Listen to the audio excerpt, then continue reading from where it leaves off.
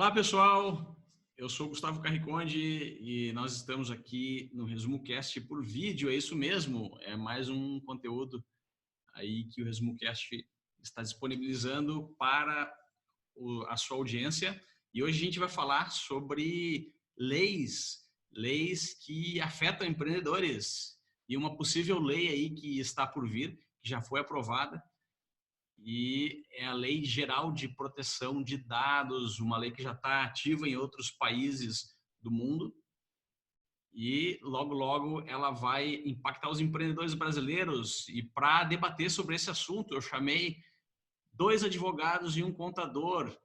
O doutor Emiliano, ele vai se apresentar daqui a pouquinho, ele é advogado e ele atua no direito digital nos tribunais superiores em Brasília. Temos aqui o doutor José Rafael, ele também é advogado, ele é professor, empreendedor também, e ele atua na área de proteção de dados. E temos o Daniel, que é contador, ele é consultor de empresas e ele tem bastante experiência com startup. Tudo bem, pessoal? Vou chamar o doutor Emiliano, tudo bem? Emiliano? Tudo bem? Como estamos? Pô, prazer em compartilhar aí algumas ideias, algumas reflexões sobre a Lei Geral de Proteção de Dados. Espero aí ajudá-los e aprender também aí com os outros colegas, o Daniel, você e o Zé. Obrigado aí pelo Legal. convite. José Rafael, tudo bem, José?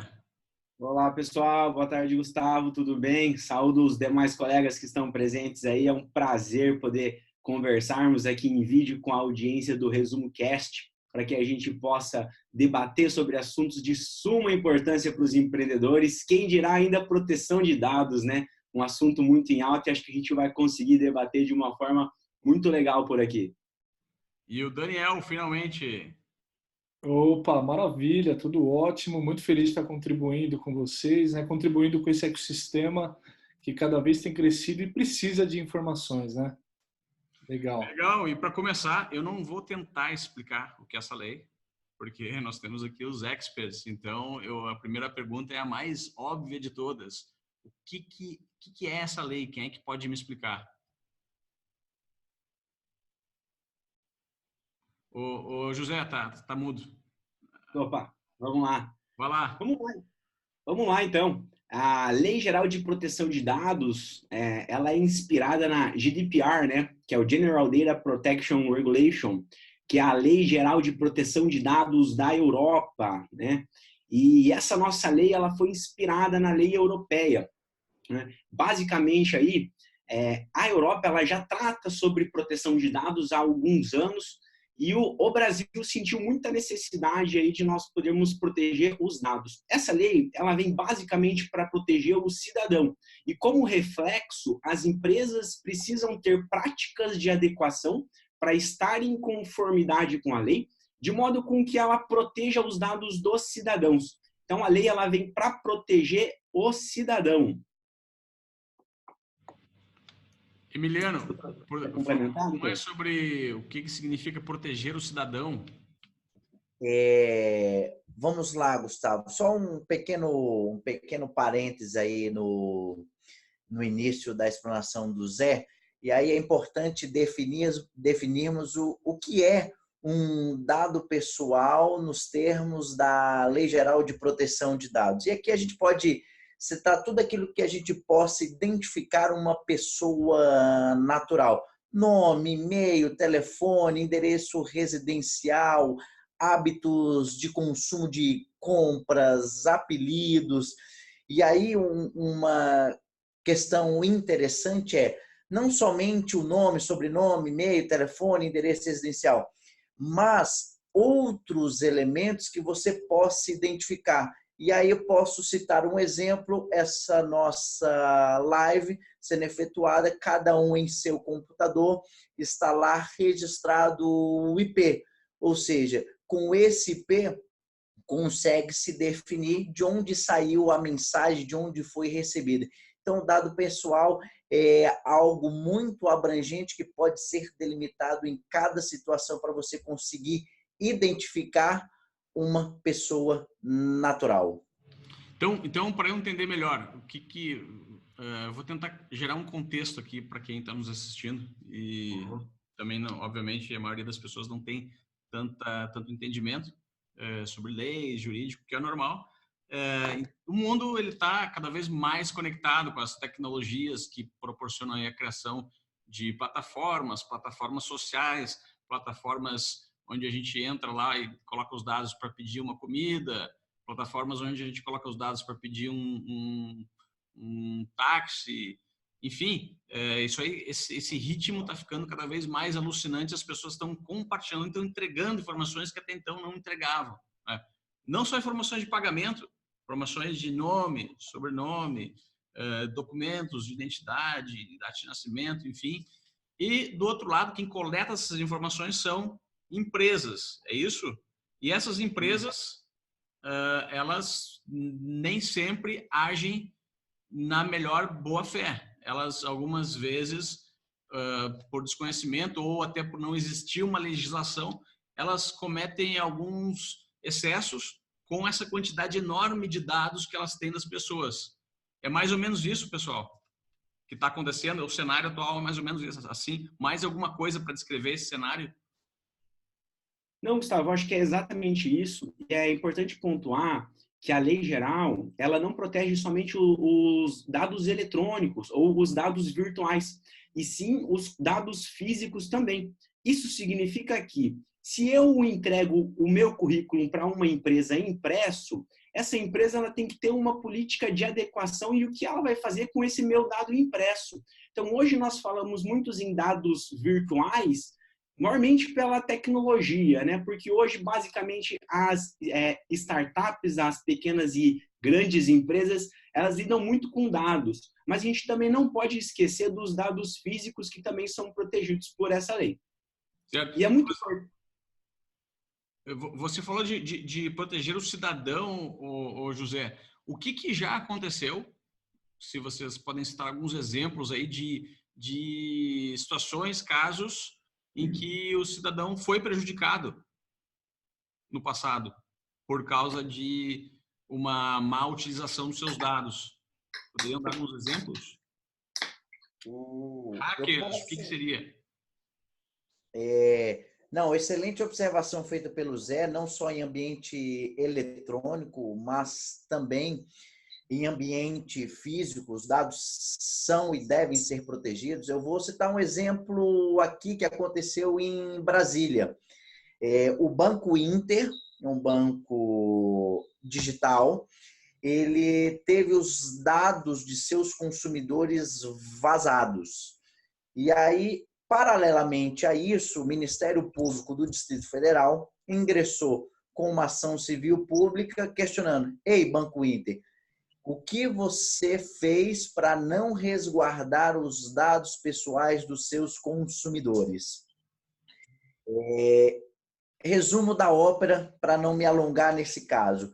Posteriormente, após essa ação civil pública, o Banco Inter fez um acordo com o Ministério Público, reconhecendo a sua falha, a sua vulnerabilidade de segurança, e fez um acordo na cifra de 1,5 milhão com o Banco Inter, como forma de ressarcir. E aí, um detalhe: não ressarcir os consumidores que tiveram seus dados vazados, mas sim ressarcir pelos prejuízos de ordem coletiva que foi destinado a um fundo, mas não reparou os consumidores que tiveram seus dados vazados. E aí tem uma outra discussão, mas só para trazer um caso prático, isso tende a acontecer cada vez mais, mas um caso recente aqui de Brasília, que teve esse acordo aí com o Banco Inter, que tem sua sede lá em Belo Horizonte. Legal. Mais algum outro caso?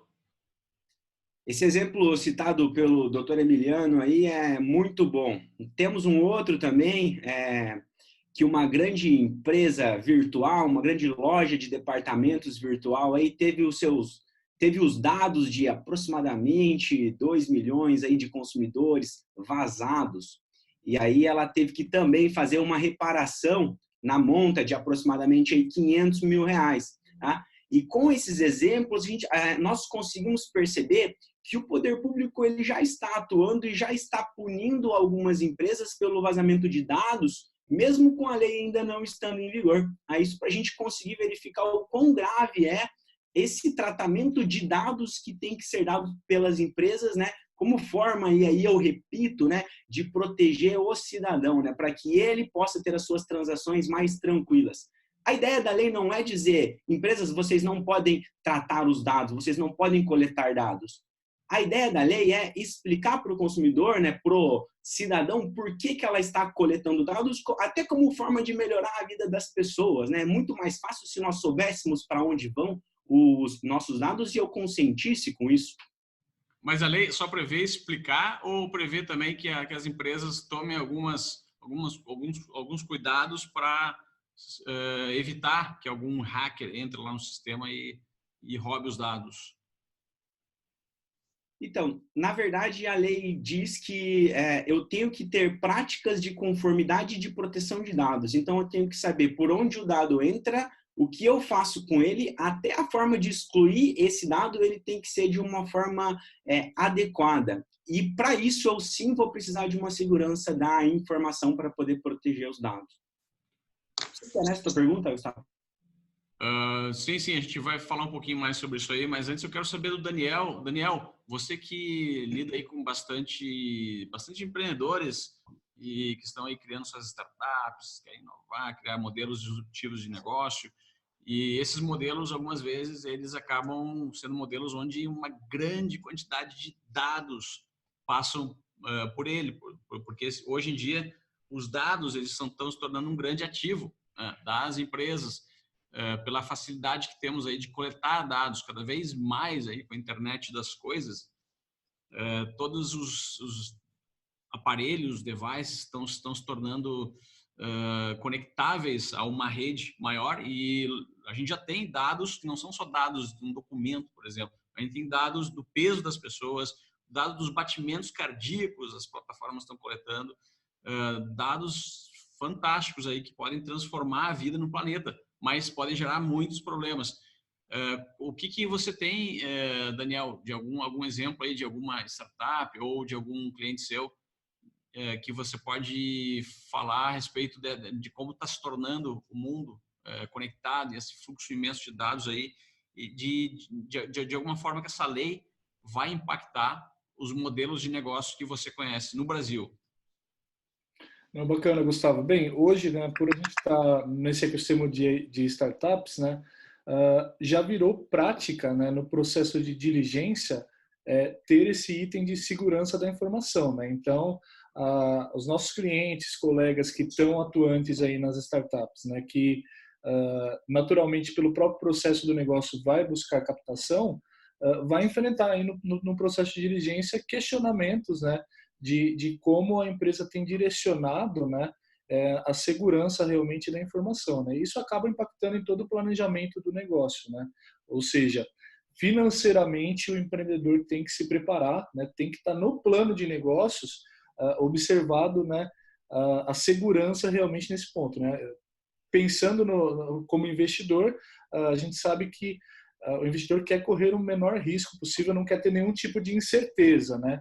E a gente tem históricos aí já na aplicação da lei na Europa de multas altíssimas, né? A gente teve um caso com o próprio Google, né, que teve uma atuação em 50 milhões de euros, né? É claro que a gente está falando de uma empresa com muito faturamento, mas que é assustador de se pensar, né? Então, hoje, no ecossistema de startups, na hora de montar o plano de negócio, já tem que ter isso no planejamento do negócio, né? Uma informação interessante, Gustavo, tem até uma série no Netflix que fala sobre isso, que é Privacidade Hackeada, que conta a história da Cambridge Analytics, né?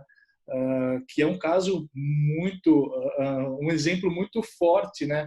De uma empresa que manipulou dados de forma inedônea, né? Enfim, e acabou gerando, tem especulações aí de um impacto até mesmo na política, né, americana, enfim. É interessante a série o documentário que aborda realmente um caso prático sobre isso. Mas manipulação de dados não é uma coisa que ocorre, que é um problema recente da humanidade, né? Já acontece há muito tempo. E nesse caso aí da Cambridge Analytica, que acabou elegendo o Donald Trump, que é o que dizem, não seria um problema de segurança, mas seria um problema. O que vocês têm a falar sobre isso, Emiliano e Rafael? Seria um problema ético ou até ilegal utilizar, né, dados para de repente eleger um presidente dos Estados Unidos? Gustavo, excelente questionamento. Só um passo atrás, pegando o que o Daniel falou no mundo das startups, dos investimentos. Muitas startups, elas inflam, por exemplo, a sua base de dados com as informações dos seus usuários, compram e-mails, compram informações sem o consentimento do titular, que é uma das premissas lá, um dos direitos básicos lá conferidos pela LGPD. A startup pode até ter um valuation muito grande, porque ela tem muitas informações de muitos consumidores, que para o mercado isso pode ter um potencial de ganho futuro muito grande. Mas, se a gente parar para refletir, esses dados comprados e não consentidos pelo titular não se adequam à LGPD. Então, se por um lado tem um valuation para o mercado de enorme positividade, mas em termos da lei deixou de atender o requisito do consentimento. Então, muitas startups precisam ter esse cuidado para não querer, no afã de participar de uma rodada de investimentos, mas deixar de prestigiar o consentimento dos titulares dos dados. Apenas um complemento aí ao que o Daniel falou. E essa questão do Cambridge Analytica, dados realmente são vazados e vão continuar sendo vazados, mas o conceito e critério da ética, eu acho que esse aí você, como empresa, você não pode deixar cair.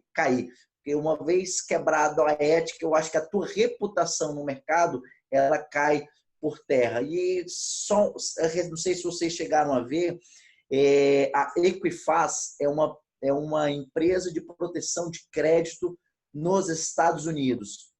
E aí eu acho que ela não agiu de forma ética no seguinte sentido: tiveram os dados vazados dos seus consumidores, mas ela deixou de comunicar aos clientes tal informação. Não deu aquela informação enérgica e de forma ética para dizer: olha, os seus dados foram vazados, nós erramos, nós fomos vulneráveis, mas iremos tomar todas as providências para que não caia em mãos erradas. Mas assim, é um debate super extenso e super positivo, mas se você, empresa, não agir com ética, o próprio mercado termina de te aniquilar no curto, médio prazo. E só uma observação até pelo lado do empreendedor, eu já participei de algumas due diligence. Na verdade, hoje em dia, os investidores eles já estão bem mais conscientes de que uma base de dados comprada, ela não é um grande ativo das plataformas. A grande função das plataformas é gerar conexões. As plataformas monetizam porque elas conseguem conectar pessoas. E um dado que você comprou, ele não é conectável, porque muitas das vezes ele não vai gerar engajamento, ele não tem um grande sentido ou não tem um grande poder de gerar atração naquele modelo de negócio. Então, para quem está pensando ainda em comprar listas de e-mails para inflar a sua base, esqueça, não é assim que funciona mais, não reflete na atração do negócio. E eu acredito que muitos investidores já estão se dando conta disso e já estão abrindo o olho para isso. Tem alguma experiência nesse sentido, Daniel? Sim, com certeza, Gustavo. A gente já tem visto, né, realmente em processo de diligência que não se tem a menor atratividade, né, quando percebe-se esse comportamento de comprar lista. E mesmo casos que tem uma certa atração, como o Emiliano muito bem colocou, né, os investidores já estão ficando mais catos nesse sentido, né, do risco potencial que se tem, né, e da iminência de realmente ter um problema no futuro, né? E hoje ninguém quer estar envolvido em um problema dessa natureza, né? Que vai, ainda mais para o investidor que participa de diversos negócios, enfim, isso pode acarretar um deságio realmente na própria imagem, né? Então, é um cuidado que a gente tem percebido sim no mercado. Legal, então a gente pode fazer até mais um episódio no futuro para falar dessas questões aí de investidor e o que o investidor adquire, quais são os passivos que ele adquire, se existe forma de ele adquirir um pedaço da empresa sem adquirir passivo, existem leis novas aí, talvez seja interessante a gente abordar num outro episódio, mas para se encaminhar já para a finalização desse, eu queria perguntar para vocês o que uma empresa ou um empreendedor, uma startup precisa fazer para se adequar a essa lei geral de proteção de dados. É necessário um setor de compliance, contratar advogados caríssimos, mesmo se o tamanho dela for pequeno, existe alguma coisa mais prática que as empresas podem fazer? Então, Gustavo, na verdade, o que a lei exige é que a empresa possua práticas de conformidade e de adequação com a Lei Geral de Proteção de Dados. Então, não necessariamente você precisa contratar uma empresa externa, você pode, inclusive, nomear ali os seus próprios funcionários, você pode treinar a sua equipe para que a sua própria equipe mesmo consiga fazer essa adequação. A questão é que essa adequação passa pelo marketing, passa pelo jurídico, passa pelo RH, e eles têm que estar todos trabalhando em conjunto, né? Então, não que necessariamente você precise de algo que você não tem na sua empresa, né? Você pode, dentro do seu pessoal, você conseguir, contratando talvez uma consultoria, se vocês não tiverem essa expertise, mas não necessariamente você precisa contratar uma pessoa para isso, né? Que muito se fala, né, que eu tenho que contratar grandes pessoas, mas não necessariamente. Tá? E é muito importante a gente olhar a lei também, Gustavo, de uma forma de conseguir monetizar. As pessoas elas falam muito de que a lei vem aí, vai ter multa e de até 2% de 50 milhões, mas vamos pensar pelo lado positivo, né? Para o nosso cliente, para o nosso consumidor ali, para o empreendedor tendo o seu negócio, não seria bom, ele consegue monetizar a sua startup muito mais se ele tem a autorização desse consumidor para poder fazer negócios para ele. Né? Então, a gente tem que olhar também o lado bom da lei e não ficar só falando no caráter punitivo dela.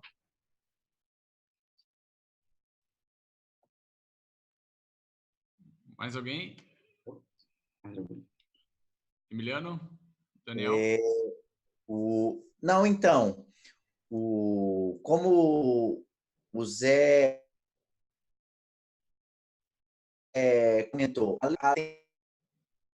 Alô, Emiliano? atender tanto pequeno, médio... Tá travando um pouquinho a conexão. Me ouviu? Não, tá cortando aqui. Tá me ouvindo? Acho que deu uma... Agora sim. Ah, tá. Um delay. Não, como o Zé bem explanou, a lei veio para beneficiar todos, o pequeno, o médio, o grande. O pequeno, aquele empreendedor que faz tudo de qualquer jeito, até ir ajustando as velas, ele pode, dentro de casa, com a sua própria equipe pequena, adequar dentro dos ditames da lei o consentimento, os códigos de ética e conduta, direitos e deveres, ou seja, mas o que tem que ficar claro é que tudo que vier a ser feito é importante deixar documentado, registrado, porque se acontecer algo no futuro, aquele empreendedor que começa hoje e daqui não sei quantos anos sofrer alguma demanda, ele tem todo o histórico que demonstra que ele agiu como deveria, com transparência, ética, boa fé. Ou seja, eu acho que é esse elo de confiança que as empresas, pequeno, médio, grande, devem estabelecer com os usuários, com os titulares dos dados. E aí eu acho que a gente vai ter uma lei tranquila nos próximos anos, creio eu, mas que eu precisar de alguns ajustes até para que todos consigam se adequar até o ano que vem e nos próximos anos que se seguirem, já que é uma novidade no nosso mercado. Legal. Daniel, considerações finais? Claro. Bem, como os colegas falaram, né, realmente tem aí alguns desafios, né, de implantação, e a gente sempre levanta a bandeira, né, do planejamento, né, especialmente financeiro, né.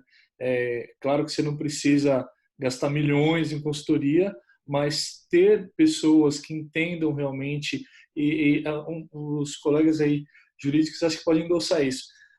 Um dos problemas que a gente tem na lei aqui no Brasil é que muitas vezes vem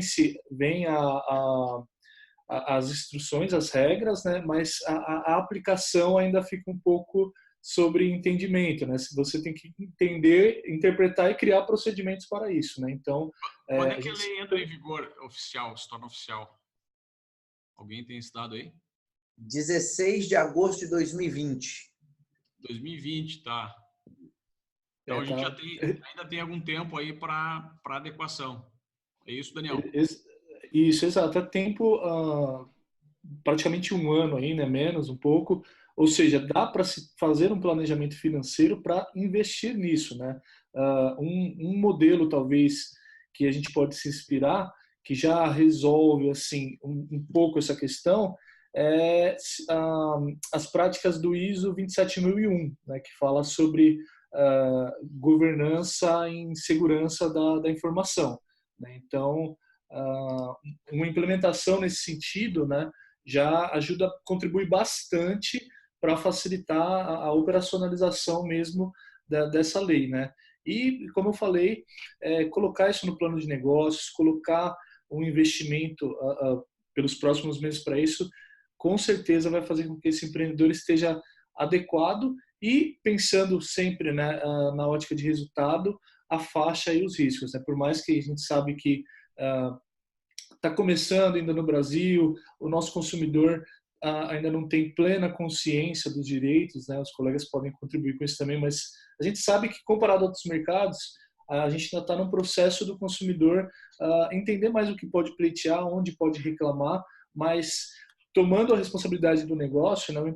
Cabe ao empreendedor sempre estar se adequando, né? Enfim, seguindo as regras, é o que a gente chama de compliance, né?